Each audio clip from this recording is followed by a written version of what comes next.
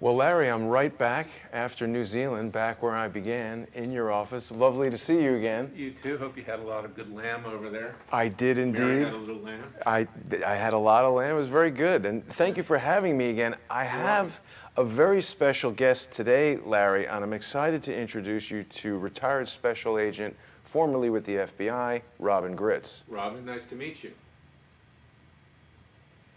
Nice to meet you, Larry. And we're dealing with a little bit of a slow internet connection today, so we'll just work that as best we can. I wanted to introduce you two guys because, of course, everyone knows that Larry has his petition on freedomwatchusa.org, where everyone can go there and sign that petition, where Larry is trying to get Mr. Mueller removed as the special counsel so we can actually get a man of integrity in there and have Larry take over as special counsel and hopefully get something done. So if Crowdsource the Truth viewers have not yet signed the petition, it's very important that you go to freedomwatchusa.org and sign that petition. And I would also encourage people to donate to Freedom Watch, because we really don't have that many lawyers with actual integrity who are fighting for our rights in the way that Larry has. Larry, you've been involved with the Bundys, countless cases I can't even begin to enumerate. But again, I wanted to get you together with Robyn to speak specifically about some of the things that have gone on with Mr. Mueller. Robyn, of course, was on Laura Ingraham there on Fox the other day talking about this conflict of interest relative to the Bob Levinson matter in Iran. Robyn, can you speak about your involvement in that and what your understanding of the conflicts are? And then Larry can give us some insights from a legal standpoint. Yeah, let me know you can hear me. I just want to make sure. We've got you. Okay. I was a supervisory special agent at the Counterterrorism Division in FBI headquarters, and I put in for a supervisory special agent job at the Washington field office, and I beat out 26 people I got there. The squad I had was extraterritorial counterterrorism, so it's a phenomenal squad, extremely talented people. When I got there, Bob had been missing for about 7 months. And when I took over the case as a supervisor, I saw there was a lot of things that needed to actually be redone in order to make sure we were going in the right direction. So I did that. I got a new team in, a couple agents that were specialists in Iran and such. So for 2 years, I worked that case as a supervisor. I regularly briefed Bob Mueller, and also I worked with then Deputy Director John Pistol, and I accompanied him to the White House to do briefings. John Pistol is a phenomenal professional, a mentor. I really enjoyed working with him, and I got along with Bob Mueller very well. What has come out, according to John Solomon over at is that Oleg Deripaska, a Russian oligarch, was involved in the case and used his own money, about $25 million, to try and get Bob out of Iran. And it was almost successful. And the next part was hard for me to hear. Bob was about to be rescued. Everything was negotiated, and Hillary Clinton decided to not put forth the statement that was agreed upon. So Bob was taken back into custody, back into prison, still in Iran. And so 8 years now, he should be home. But her illness, Hillary, has let this on with the Iran deal and everything. So what people are talking about, Alan Dershowitz and such, is the conflict of interest of Bob Mueller with Manafort, who was involved with Deripaska, a Russian oligarch. Now, Deripaska, he volunteered to help us, and he is also very good friends with Putin and married to Boris Yeltsin's daughter. So he's a very influential businessman. When you go to the Sochi Olympics a while back, there were a lot of stray dogs running around and everything. Oleg Deripaska was actually the person that set up an animal shelter for these dogs with his own money up there. So, you know, I mean, he is what's known as a Russian organized crime figure. However, I mean, you know, he has a soft spot for animals and such. And everyone is talking about, why was Bob Mueller not talking about him? Especially with it's even in the indictments having to do with Paul Manafort. So that's basically it. I left there in late 2009, and in 2010, we did get a proof of life on Bob Levinson, and also in 2011. What statement was Hillary Clinton to make that she never made? She was supposed to point away from Iran somehow, and I wasn't in the case anymore. John Solomon was the one that told me about this. He got it from Deripaska. And it was to basically smooth things over with the Iranians and not fingers at them, just get Bob back. And she used to make the statement she earlier had said she would. And so with the plane on the tarmac, she refused to make the statement. Bob Levinson probably went back into Evin prison in Iran, possibly tortured, and has been there. It's pretty upsetting. I was in the lobby of my company at the time, and I have to say, I had some choice words. I was a little pissed off. And for her to do that was just inhumane.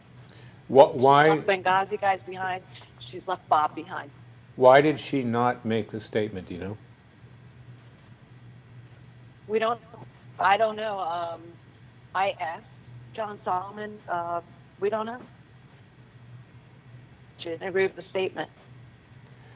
Interesting. With regard to Benghazi, I represent the parents, as you may know, of Ty Woods and Sean Smith, who brought a lawsuit against Hillary Clinton with regard to wrongful death and defamation because her use of a private email server, as we allege in the complaint, gave up the coordinates of the ambassador, which allowed the terrorists to find them and kill them. And then she made defamatory statements about my clients because she had told our clients, in fact, one of them, Charles Woods, the father of Ty Woods, kept a diary.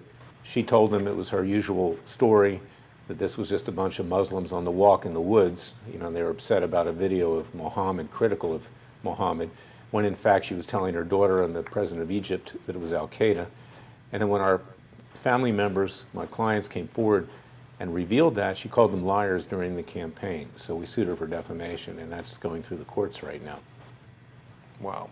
That's really outrageous. And I detected, Robyn, your shock in Larry revealing that the secret server actually disclosed the coordinates of the ambassador. Is that something that you were previously unaware of, Robyn? Yeah. Well, it was Comey himself, not... I heard that before. Yeah, Comey himself said at the time that her server was hacked by at least 5 foreign powers' adverse interests. You have to assume that whoever hacked it, probably Iran, they have the capability of doing it, gave it over to the terrorists, and the terrorists then did their deed in killing the ambassador, Ty Woods, Sean Smith, and others. And we've heard from other people that very likely what was going on in Benghazi was a transfer of weapons from Libya to Syria, and that sort of went south or was a secret operation. Perhaps I'm speaking about things that are not proven at the moment, but Robyn, why do you suppose Hillary Clinton would have some sort of strategic motivation to prevent Bob Levinson from being released from, or do you know? Do you have any idea? Well, you know, after I left the FBI, I didn't know while I was working that case that they were working on deals, and the Iran deal was one of them. When that went down, I was no longer working for the FBI. My heart hurt for the family. To see, all day I waited for his name to be mentioned that he was released, because we've worked so hard. He was an FBI agent for 30 years. He's one of my brothers. And I do believe that, and probably stuff that Charles O'Tail knows that where she got money from. I really think that might have been her motivation. And what Larry just said is something I said to the family attorney, the Levinson family attorney, was you might want to look at wrongful death, you might want to look at what happened and why he was not rescued in 2010. You know, one of the things with Hillary, obviously, she's quite good at shakedowns. You have to wonder whether or not she didn't get her piece of the action, and that's why she didn't make that statement. Now, I know I have another client. His name is Dr. K.A. Paul. Believe it or not, the most popular evangelical/Hindu minister in the world. He's a hybrid from India. And Dr. Paul has a group called Global Initiative. And what he used to do was to go around the world trying to broker peace in war-torn regions to save the women and children who were being killed. And Dr. Paul was trying to broker peace with Gaddafi. And Hillary Clinton was involved, and others were involved as well. And he told me, for whatever it's worth, that Hillary Clinton was trying to extract money out of Gaddafi to do that. Wow. And then double-crossed him Wow. at the end. And it may be worthwhile getting Dr. Paul on the show someday. Yeah. But Dr. Paul is no fraud. He's not a charlatan. And he actually was the one who brokered peace and got Charles Taylor to leave Liberia. And at that point, to be bipartisan here, or nonpartisan, is that George W. Bush and Condoleezza Rice had assured Dr. Paul that Taylor could leave and go into exile somewhere. But no sooner than they got him to leave. And Paul brought Taylor, according to Paul, to Christ. Okay, that's how he brought him to religion and got him to leave. They were double-crossed by Bush and by Condoleezza Rice, and Taylor was arrested and later, I believe, tried by the International Criminal Court. This is our government at work, okay? Democrats and Republicans. Wow.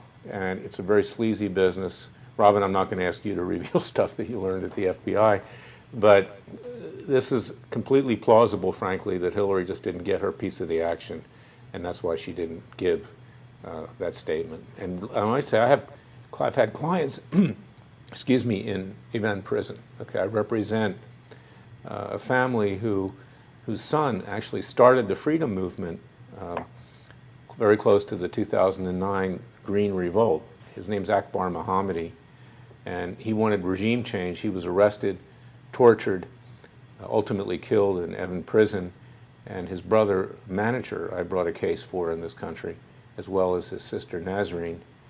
And that's a terrible prison. People don't come out of that prison generally. Wow. So it's very unlikely, in my view, Levinson will ever come out alive. Oh, wow. That's got to be hard to hear, Robyn. It's brutal. Yeah. Now, Robyn, in the past, you've told us about how you work directly with Robert Mueller, and you've generally had positive things to say about him. As a member of the public now, and hearing what you're hearing on the news and some of the revelations, even things that might have been kept from you while you were at the FBI, how are you feeling about him now? Robyn, can you hear us? Yeah, some bits and pieces of that. Sorry. Did you ask me about? I did with Bob Mueller. I would go brief him, and he's very thorough. And I got used to going there with a nurse the first time, and we would joke around. And when the Levinson family came in, I made sure I accompanied them to see Director Mueller, and it just was funny because he would just look at me and shake his head and go, something's wrong with you. Because he knew I was joking with the family, keeping it light. And we got along really, really well, I would say. Of course, I resigned from the FBI because of what was done to me by McCabe and his friends. And Bob Mueller was the director at the time. And I gotta, in my mind, I'm like, he must have known. And he knew I was a hard worker. He knew I worked ungodly hours.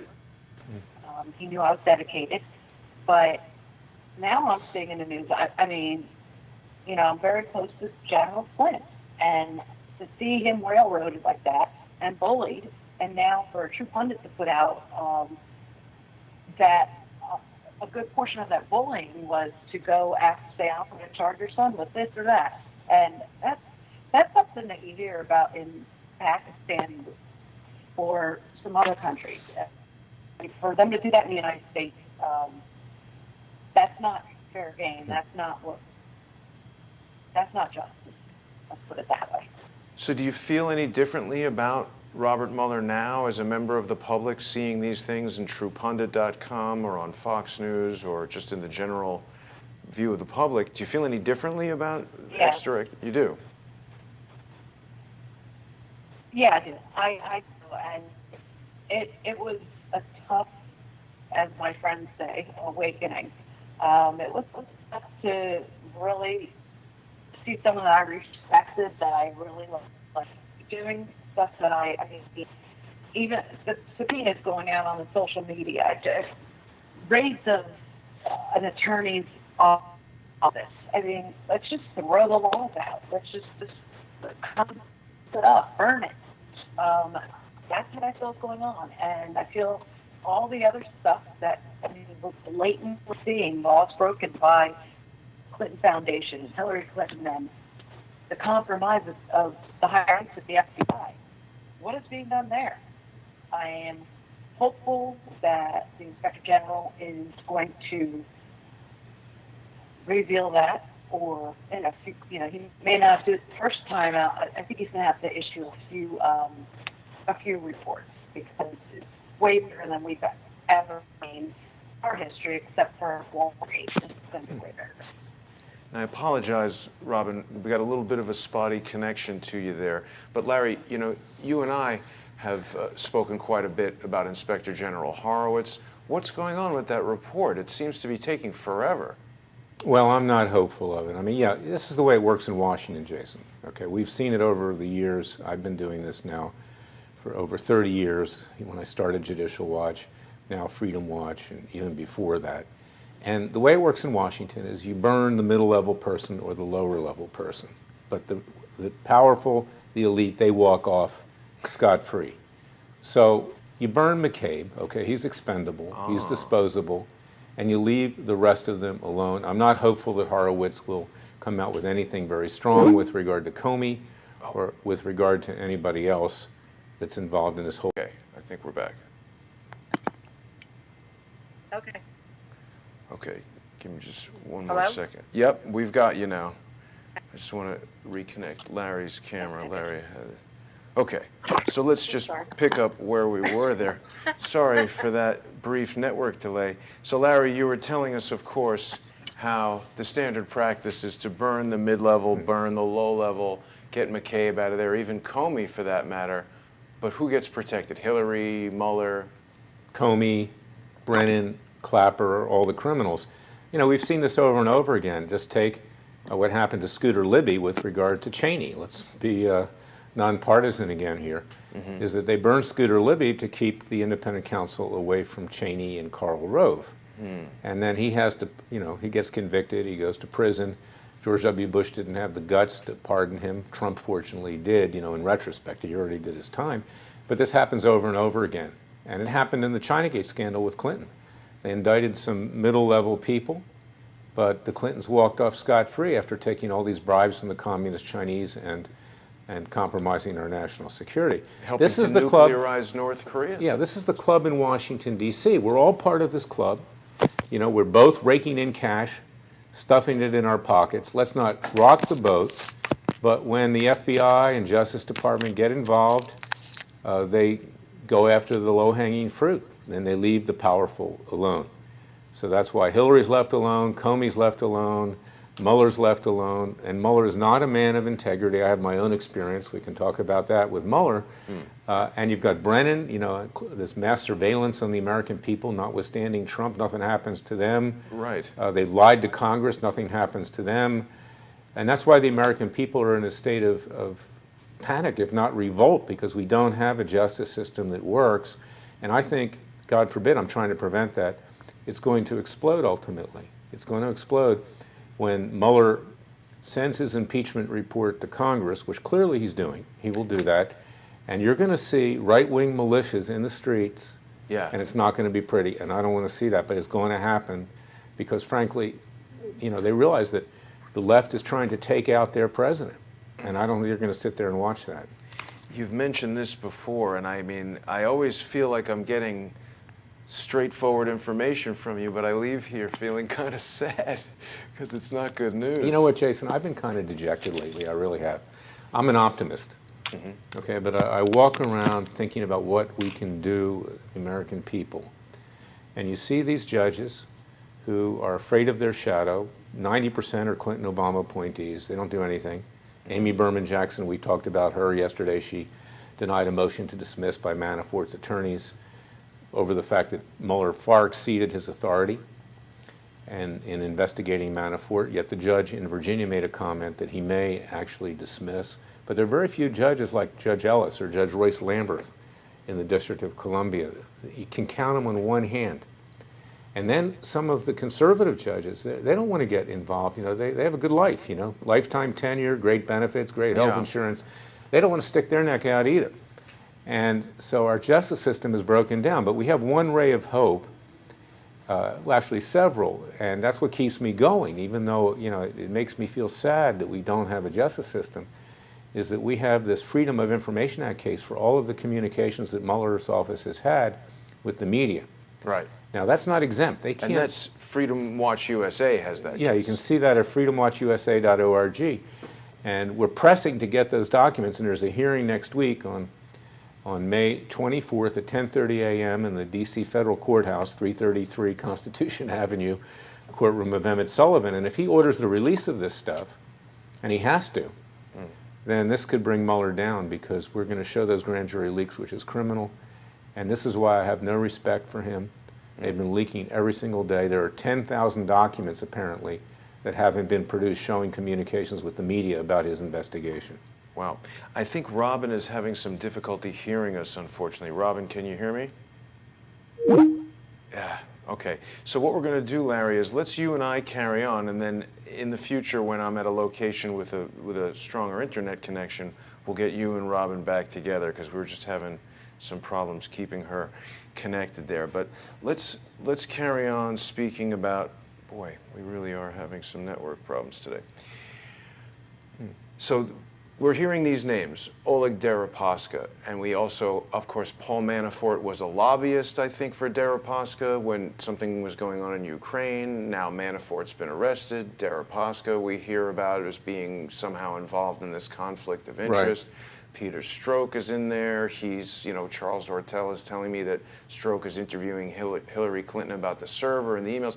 It seems like a very, very small group of people who are just at the epicenter of this whole thing that keep coming up in each incident. Well, and I'll tell you something else. We just learned today, because a reporter from Politico called me, that two FBI special agents called Walter Giardina and William Barnett were working with Strzok and with Comey and with the general counsel of the FBI, James Baker.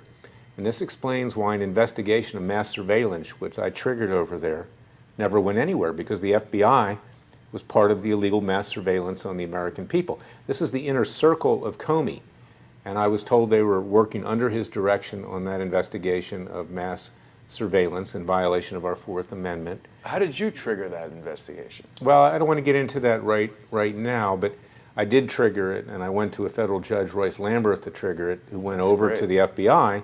He knew James Baker. Now, Baker's left the FBI in disgrace. Comey's left the FBI. He was fired in disgrace. But we've got Walter Giardina, we've got William Barnett, we've got Strzok, all deep sixing this investigation, which deals with mass illegal surveillance, not just against Trump, but against the American people, against judges, against me, against everyone who challenges the government. Yeah. And that was Comey's inner circle. This is his, I would say, his KGB, in effect, at the FBI. Wow. Well, they refer to it as a secret society, right? So there's Correct. Definitely something going on there. It's very, very strange. And again, I mean, this is the type of thing that people really need to be supporting freedomwatchusa.org, supporting Freedom Watch, going to that website and donating, signing the petition. We really need a lawyer with guts and somebody who knows how to navigate the swamp in order to drain it. And I don't believe that that is the description suitable for Mr. Mueller. I apologize to our viewers that the network connection here wasn't able to sustain the Skype call, but we got some really interesting insights from Robyn, and definitely we'll look forward to having her on a future call. Yeah. Now, there's going to be a hearing in Washington, D.C. next week, is that right? That's correct, at 10:30 a.m. Eastern Time in the courtroom of Emmett Sullivan. People are invited. They'll be packed with press, I'm sure, because this issue of the grand jury leaks, see, Manafort's lawyers are following what we're doing at Freedom Watch. Trump's lawyers are following what we're doing at Freedom Watch, is that once we get documentation to show there were these illegal leaks of grand jury information in violation of Rule 6E of the Rules of Criminal Procedure, that's a crime. And Mueller is going to have to either resign, and that will give plenty of ammunition to have him fired. We need to get rid of him. And that's why we've been working on these kinds of cases. I also requested an inspector general at the Justice Department investigation. I had to bring a lawsuit to try to force that. That's in litigation right now. And that gets to your answer about Michael Horowitz. I mean, he's only good so far. He is an Obama appointee.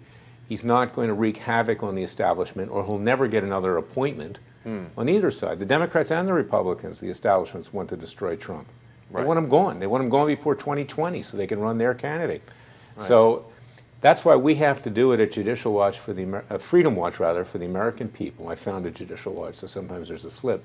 But now it's Freedom Watch at freedomwatchusa.org. And we have to do it for ourselves. And all the stuff that you see on TV, Jason, if I can ramble a little bit right now. You know, I watch the networks. I watch Fox, I watch CNN, I watch MSNBC, and I watch Fox. And in particular, you know, I pay attention to Hannity, and he's always pumping, you know, the great hope here, okay? There's no great hope, and that boosts ratings, but there's no great hope from the government. There's no great hope from them. It's so corrupted to the core.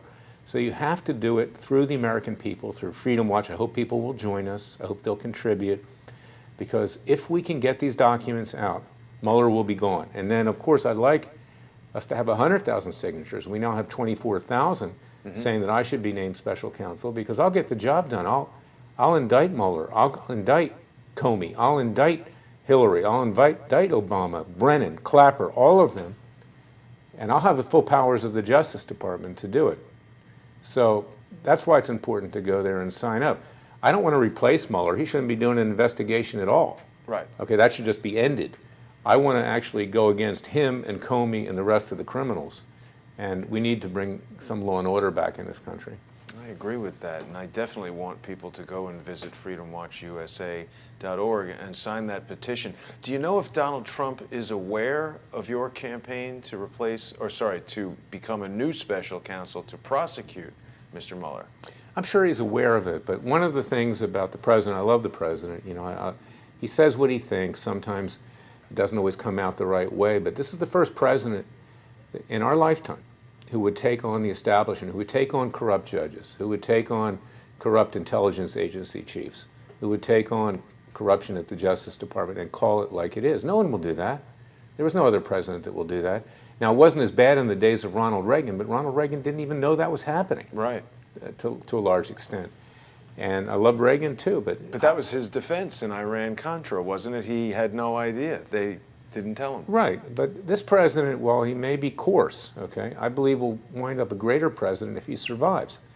And that's why we have to do everything we can to keep him in office. Right. He's gotten very bad advice from his lawyers. Now, fortunately, he changed most of them. But now we've got Rudy Giuliani, who I like. You know, I've talked to Rudy in the past, but he's a loose cannon. He's out of control. I think, you know, it's reported, I don't know if he does this, but he has a few during the day. So he winds up going on the news at night, and he's loaded. Okay? Oh my God, that's crazy. And, you know, so I do the stuff that explains a lot. Yeah, the stuff that we disseminate does find its way to the White House, the public stuff. I see sometimes they're picking up on what we're doing. I see what Manafort's lawyers are doing, which is kind of dovetailing on what we're doing with these grand jury leaks. I do see that. But the president sometimes doesn't have good advice, and that's why it's important that we tell him to appoint me special counsel. He is technically the head of the Justice Department. He's the head of the entire executive branch. What would be the criticism if he simply appointed a second special counsel to investigate and, if necessary, indict, convict, and enforce those convictions? And he has the right to do that. And he can't be afraid, because they're out to destroy him. And it's just been reported, Giuliani's shooting his mouth off again. I have inside information, Mueller's not going to bring an indictment. They don't think you can indict a president. Well, I don't know if that's the case or not, but that means that the impeachment report's going to be even worse that he sends to Congress. That's going to then possibly result in the president's impeachment if the Democrats take control of the House. And even if they don't, there are a number of Republicans that will vote for it. They want him out too, the establishment. And that country's going to ground to a halt. And I think that Kim Jong-un and others see that, and that's why now North Korea is reneging on denuclearization. They see this president in trouble, and they're going to drag it out to see if he winds up getting impeached. Wow. And we wind up with a lesser president who's willing to take on, these evil forces in the world. Why do you think the lack of an indictment would mean that the impeachment report would be even worse? Because he's not focusing on indicting, he's focusing on impeaching? Yeah, there is a lot of authority at the Justice Department, quote, authority, that you can't indict a sitting president. Separation of powers, that's the phrase. There was, may his soul rest in peace, one professor, Professor Ronald Rotunda, who died regrettably recently. He was a friend of mine. He's helped me out in various cases with his expert testimony. Brilliant guy. He worked on the Watergate Committee. He actually wrote a memorandum that a president can be indicted for crimes. Okay, that was during the Nixon era. But it's not likely that's going to happen. So if Mueller and his team of leftist hack prosecutors can't extract their pound of flesh with an indictment, then they're going to load up the report to Congress, and that's what the special counsel has to do under department regulations, and they're going to basically destroy Trump that way. And remember, Mueller is the friend of Comey. I mean, it's the Gold Dust twins. They're back-to-back FBI directors. They've known each other for years as part of the establishment. And what's really frightening here for the American people is that the Republican establishment would like Trump gone almost as much as the Democrat. It was Charles Grassley in the Judiciary Committee that sent out a bill to protect Mueller so he can't be fired. They love Mueller.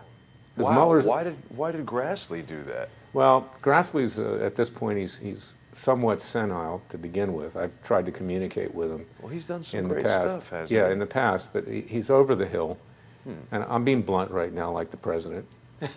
He's over the hill. I tried to approach him on this mass surveillance walking across the mall a couple years ago.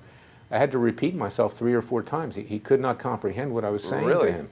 And I used to like Grassley, but frankly, he's taking an exit stage left. This is good insight, because you don't see this type of thing on the news. Yeah, and I also went to Grassley's people with Lamberth over this illegal mass surveillance, and he said, go see the Department of Defense under the Obama administration. It's for show, Jason. This is entertainment on Fox, on CNN, and MSNBC. It's boosting all of their ratings. Every night there's some titillating story. It's going to be a great breakthrough. We've got great stuff tonight, when you watch Hannity.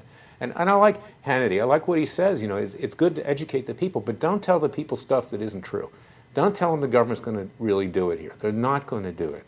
I've lived through it for 30 years. When have they done it? Ask yourself the question, when in the last 30 years has anyone at the higher level been held accountable?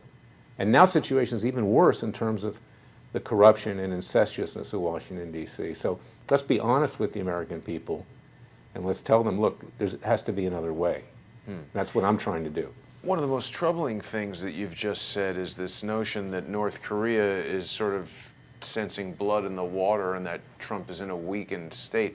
What is it that they've specifically said in terms of reneging? Well, I think it was, the president, he didn't start this, but the Republican establishment that wants to maintain control of the House of Representatives and gain seats in the Senate this fall in the elections started to promote, because now when they saw that maybe there would be denuclearization, maybe there would be an agreement with North Korea, then they became Trump's great friends, at that point. Because, in conjunction with tax cuts, in conjunction with the economy doing well, in conjunction with all Trump's accomplishments, now they're trying to wrap themselves in Trump and say, oh, well, we really like the guy, right? So they propose, a number of congressmen, that Trump should get a Nobel Prize for the upcoming agreement with North Korea. Now, this is how these politicians think. So Kim Jong-un, who's not stupid, in fact, Pompeo, the Secretary of State, said actually he's quite intelligent. He figures, okay, now we've got Trump over the barrel. Now he's out there getting a Nobel Prize. Okay, so we're going to cut his legs out from under him a little bit and say, okay, we're going to cancel these talks because now Trump needs me more than I need him. Because otherwise he's going to be severely embarrassed if I pull out. So it's clear that the North Koreans are just simply trying to negotiate what they want, which is similar to the Iran deal at this point. No one will ever know what they do. Airplane full of cash. Yeah, and this is the Republican Party, a bunch of clowns that care more about themselves than the American people and gave Kim Jong-un an ability to have him believe that Trump now needs him more than he needs Trump. Do you think that's the case? Right now? Yeah. Wow. I do. And so now Trump's going to have to up the ante, and he's basically going to have to blow the crap out of the whole place again to get back to square one. Because what whole place? Washington or North Korea? North Korea. Blow the crap out of it. How's he going to do that? Well, he said he was going to nuke him if this thing didn't materialize. Oh my God. That would be absolutely terrible. No, I don't think he meant to do it, but he was trying to scare them and put them into a corner. It's amazing, though, because you would think that even the concept of diplomatic negotiations with North Korea is something that hasn't really been even approached since Madeleine Albright, or as Charles would say, Madeleine Not So Bright, went over there and watched The Wizard of Oz with Kim Jong-il. And now we're back in talks, and yet still Trump is being criticized, his negotiating position is being compromised. It makes no sense at all. This is literally cutting off the nose, hammering in the eyes, busting out all the teeth to spite the face. Right. Why are you doing high fives that Trump's getting a Nobel Prize before there's ever an agreement? Yeah. And what I take issue with, okay, and I'm not trying to beat up on Sean Hannity or anything, but, Clinton, who I don't like, he's probably the most dishonest person in my lifetime ever to have been president. He negotiated a deal similar to what Pompeo's been talking about. And, Hannity trashes him, but he doesn't trash George W. Bush and as much Obama over letting this cancer grow in North Korea. Clinton negotiated a deal. We're going to give you economic aid.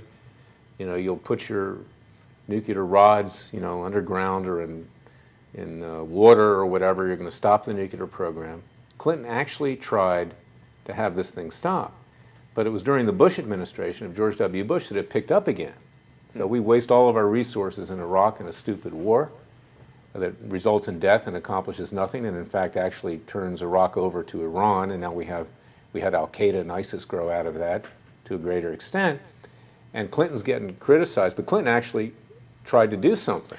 But wait a minute, I thought the Chinagate situation resulted in nuclear and ballistic missile secrets going to North Korea, that Clinton facilitated that. It did. I mean, it was two sides of the fence. So he made the problem so he could then try to solve it. Yeah, I mean, basically.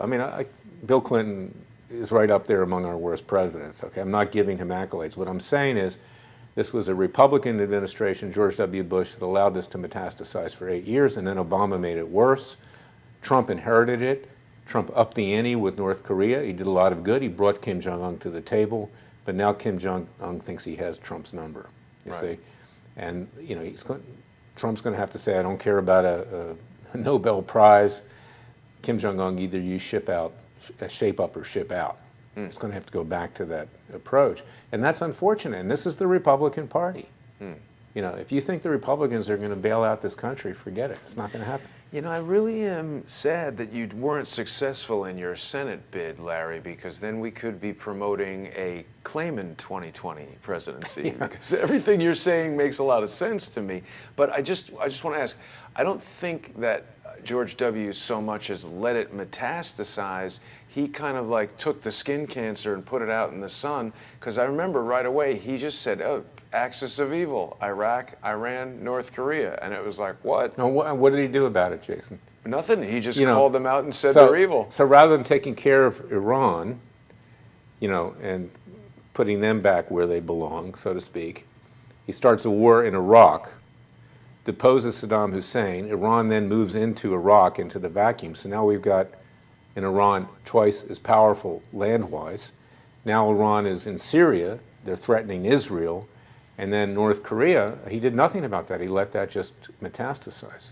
A lot of concerns about what's going on between Israel and Iran in Syria. What do you see happening there?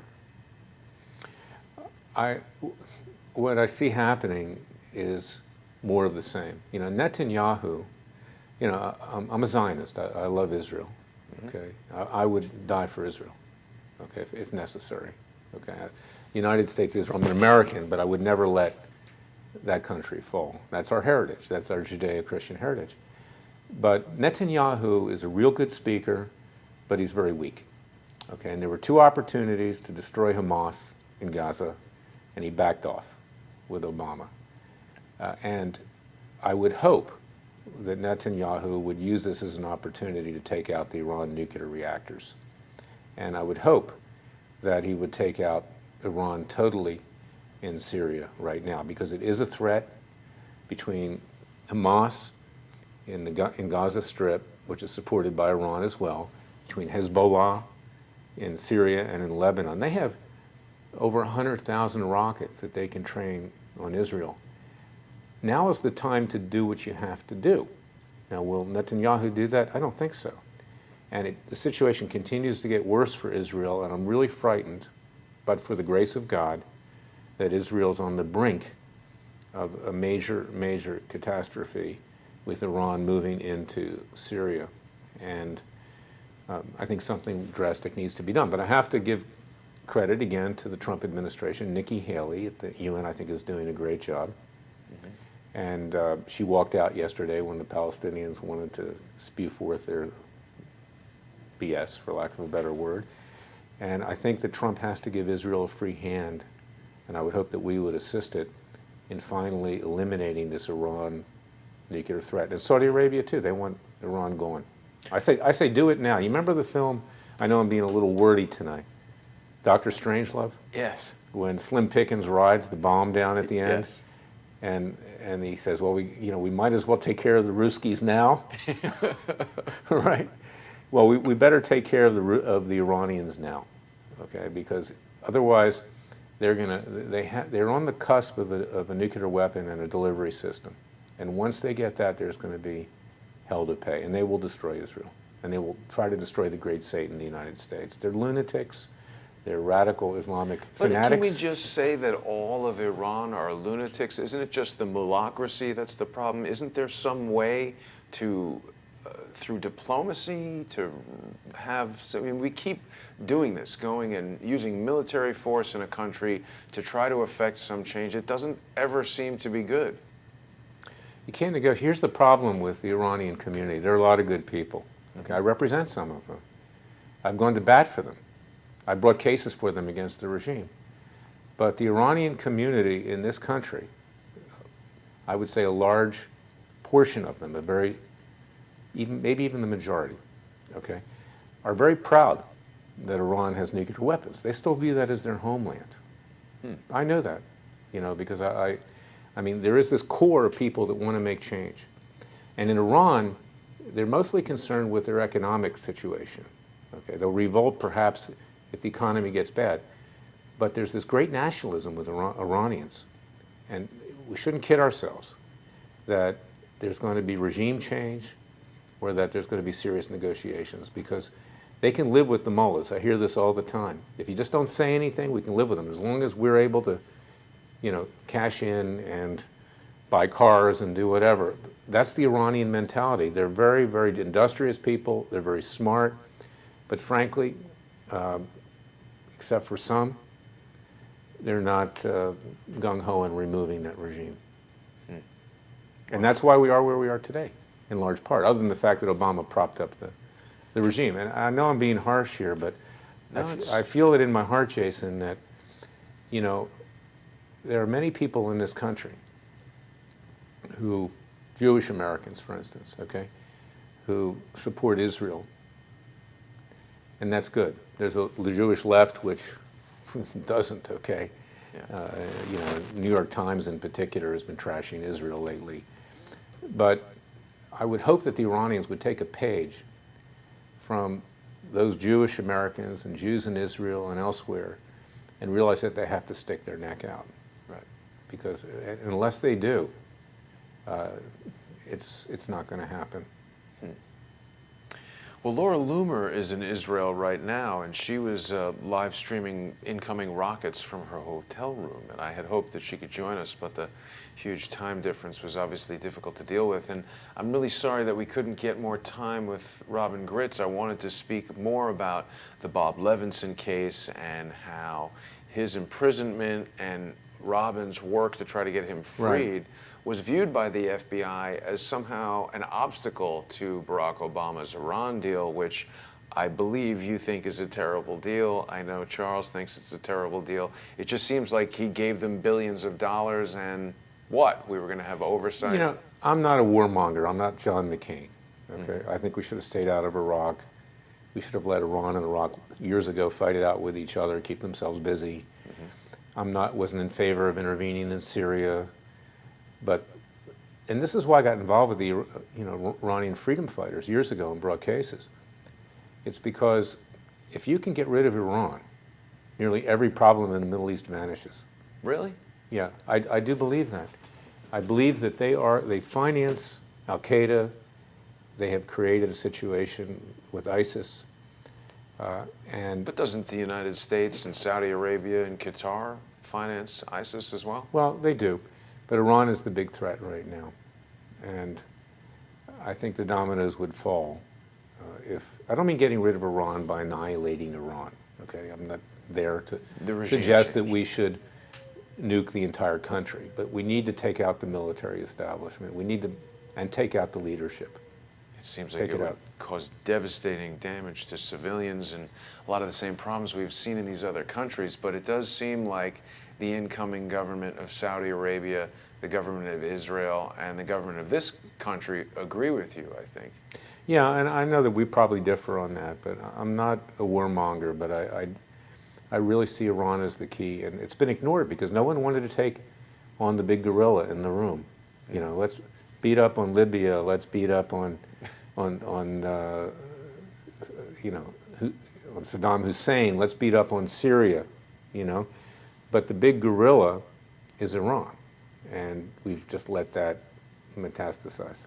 But it seems like the United States has been messing around with Iran for so long. I mean, the CIA installed the Shah, and then that, he was brutal, right? There's a police force that went around kind of killing people and everything, and then that resulted in the Islamic Revolution and the incoming of the Ayatollah Khomeini. It just seems like the more we mess with this stuff, the more messed up it becomes. Well, I don't think that the Shah was as bad as people made him out to be. Really? Remember, Iran is on the border with the Soviet Union at the time. The Soviet Union was trying to destabilize Iran. And I don't condone killing people. I don't condone, the Savak and other, what they were doing. That's like the equivalent of our CIA and whatever. But the Shah did what he thought he had to do. Shah opened things up to multi-religions. He promoted the universities, and by promoting the universities and educating the Iranian people, that's where the dissent developed. And in fact, it was the Shah's father who was a lot stronger than him. So, I'm kind of an expert on Iran in a way because I've studied it. I've had a number of cases. The Shah was not the villain that he was painted to be, and it was President Carter, Jimmy Carter, and his idiot national security advisor, Zbigniew Brzezinski, happens to be the father of Mika, right? Yeah, they look alike, regrettably for Mika. Well, he's also like the head of the Council on Foreign Relations or the Trilateral Committee. He's like the super globalist maniac, isn't he? I don't know if he's still alive. I think he might have recently died last year. Right. But it was Brzezinski that felt that the Ayatollahs would be a stronger force opposing the Soviet Union than even the Shah, because the Soviet Union, was against religion. Right. And against, you see?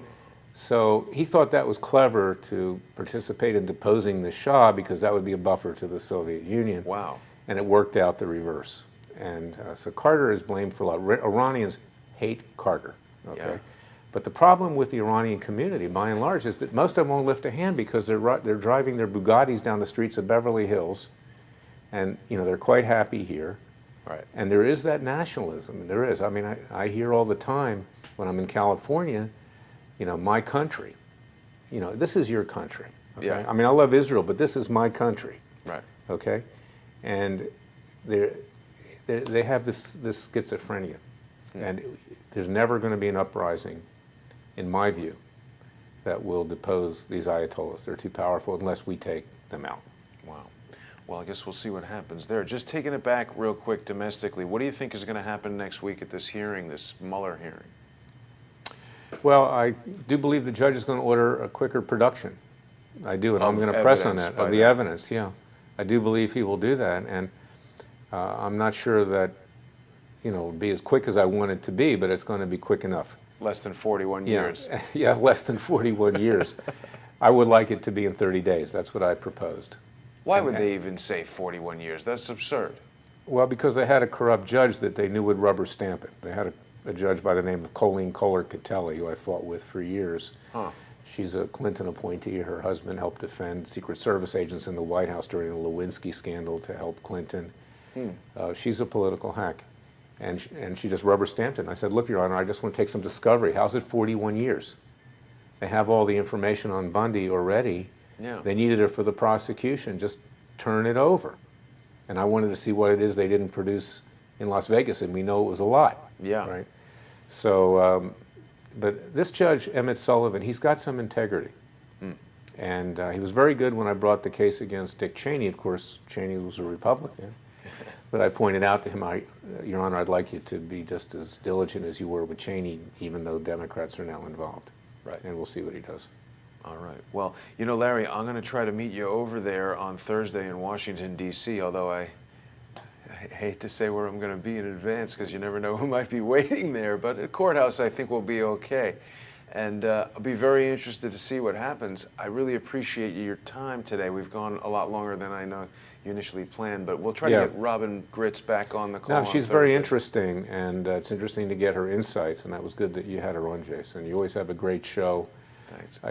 I try to send out Crowdsource the Truth to my supporters and everything, because it's very important that we have unvarnished truth out there. You just don't get that from the main cable stations. You don't. They won't go that distance. I mean, last week we had General McInerney, Tom McInerney, okay, who, I don't know if you know this story, if we have time. Yeah, sure. But he's a great hero, retired general, and he supported us in our Extortion 17 case and came there, and you can see that at freedomwatchusa.org. So they asked him on the air about Gina Haskell, who was the CIA designate. The appointee, yeah. right. And of course, McCain, Big Mouth McCain, came out and said, I'm opposing her because she allowed for waterboarding, okay, when she was there. So they asked McInerney what he thought, and he said, well, it worked with John McCain at the Hanoi Hilton. Right. And, that's why they call him Songbird John, Songbird right? McCain, right. So, and everybody in the military knows that they broke McCain there. It's a true fact. Yeah. You see? There's recordings of it. Right. And so Fox now has banned McInerney from coming Wow. on TV. And you can't censor people. No. You got to let them say what they want to say. So I appreciate you because you let me say what I want to say. Well, thank you, Larry, and I You're welcome. appreciate you. I think it's very important that people who aren't currently following you on Twitter should do that. Larry is there on Twitter at Larry E. Klayman, and people can also follow Robyn Gritz. She's the Valiant Defender, VA Bell 2010. And don't forget to go to freedomwatchusa.org. You can sign the petition there. We want to get Larry to be appointed as a new special counsel to investigate the actual crimes of collusion and they don't necessarily involve Russia, but it certainly seems to be some top officials at the FBI. It's also important that people sign the petition and financially support freedomwatchusa.org. There's a donate button there, and Larry is doing all kinds of important work to support people legally who are being treated unjustly. And Larry's doing amazing work, founder of Judicial Watch, founder of Freedom Watch USA. Larry, thank you once again for inviting me Jason. here. It's You're always you're great to speak with The you. same. I enjoy it. Thank you very much, and we'll speak to you soon. Thank you. Thanks for watching, everybody.